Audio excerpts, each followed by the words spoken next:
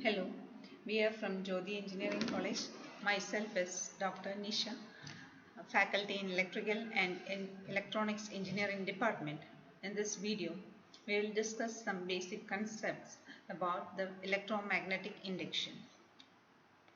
Electromagnetic induction, or simply the magnetic induction, is production of electromotive force or EMF across a conductor placed in a varying magnetic field. Michael Faraday observed this phenomenon in 1831 and he has coined Faraday's laws of electromagnetic induction to describe the same. Later, James Clerk Maxwell developed mathematical description for the phenomenon. And together with this, we are using Lenz's law, which describes the direction of induced field or which gives the polarity of the induced EMF. These laws together gives us the expression for the induced EMF. The Faraday's laws of electromagnetic induction explains the relation between electric field and the magnetic field. The law is the basic working principle for most of the electrical motors, generators and transformers. The figure shows two magnets, North Pole and South Pole, and the magnetic flux associated with the magnet. We have placed a conductor in the magnetic field and the conductor is moved in the magnetic field. As a result, the flux associated or linked with the conductor changes and an EMF will be induced in the conductor. This EMF is called the induced EMF.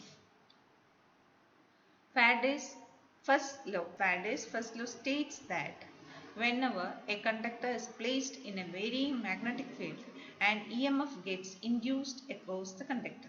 This EMF is called the induced EMF, and if the conductor forms a closed circuit, then an induced current will flow through it. Now, for electromagnetic induction to happen, we need a conductor and some magnetic field associated with the conductor which changes with respect to time. So, we can produce this changing magnetic field or varying magnetic field by adopting various methods. One is by moving the magnet.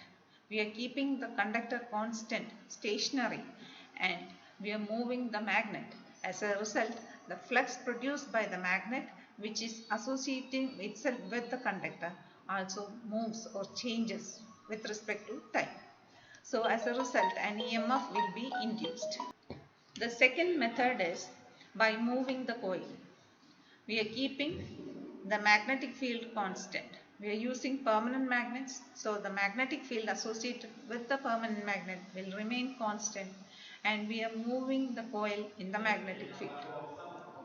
And the third method is by rotating the coil relative to the magnetic field. Okay. Now let us see Faraday's second law of electromagnetic induction. Faraday's second law of electromagnetic induction states that the magnitude of induced EMF is equal to rate of change of flux linkage with the coil. So by second law, Faraday is quantifying the induced EMF. Now the flux linkage is the product of number of turns of the conductor or of the coil and the flux associated with the coil. Now we are going to derive some mathematical expression for getting the induced EMF. Now for that we are considering a conductor which is kept in a magnetic field and which is moving with respect to the field. Now when the conductor moves in the magnetic field, the flux associated with it also changes with respect to time. Then the flux linkage with the coil, when it is kept in the initial position, let it be N into phi1. N into phi1 Webers. N is the number of turns of the conductor and phi1 is the flux. Now the conductor moves in the magnetic field and reaches a final position. The flux linkage in the coil at the final position of the conductor, let it be N into phi2. Now we have an initial flux linkage N into phi1 and the final flux linkage N into phi2. The unit is Webers. The change in flux linkage from initial to final can be obtained as n into phi1 minus phi2. Now we can replace this phi1 minus phi2 by phi.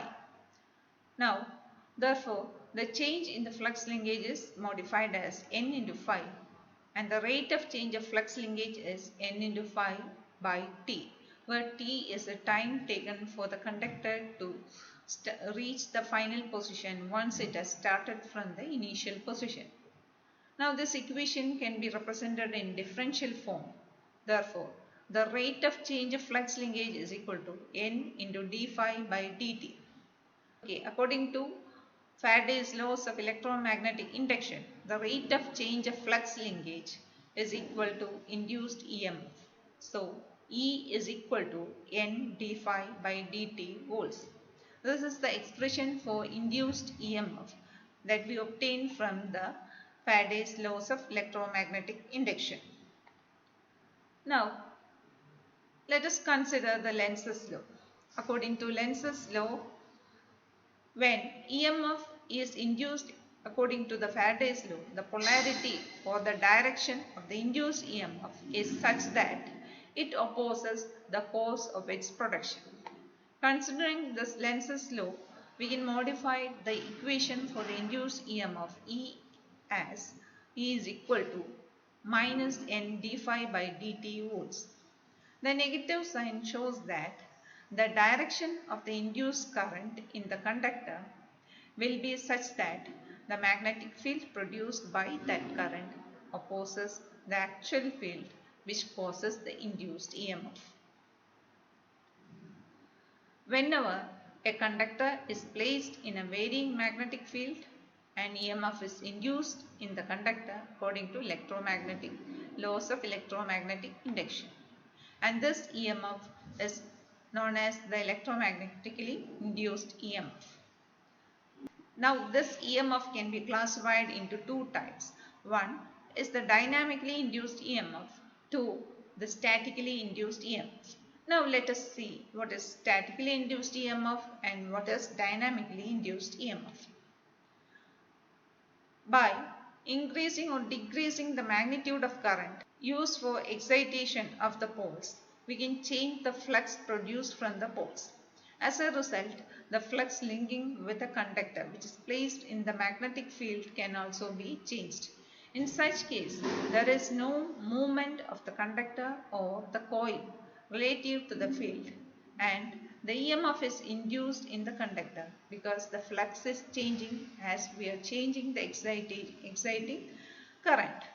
This is known as statically induced EMF. Now, the second type of EMF is dynamically induced EMF. Here, we are moving a conductor in a uniform magnetic field. As a result, EMF will be induced in the conductor because when the conductor moves in the field, the flux linking or associating with the conductor also changes with respect to time. As a result, an EMF will be induced in the conductor. This is called the dynamically induced EMF. To sum up, the induced EMF in the conductor due to relative movement between the conductor and the magnetic field is called the dynamically induced EMF.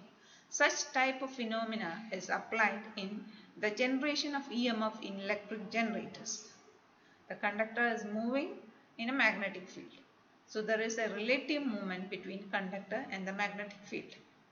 And if the conductor is kept stationary and the flux linked with it changes, then an EMF will be induced, and this is called the statically induced EMF.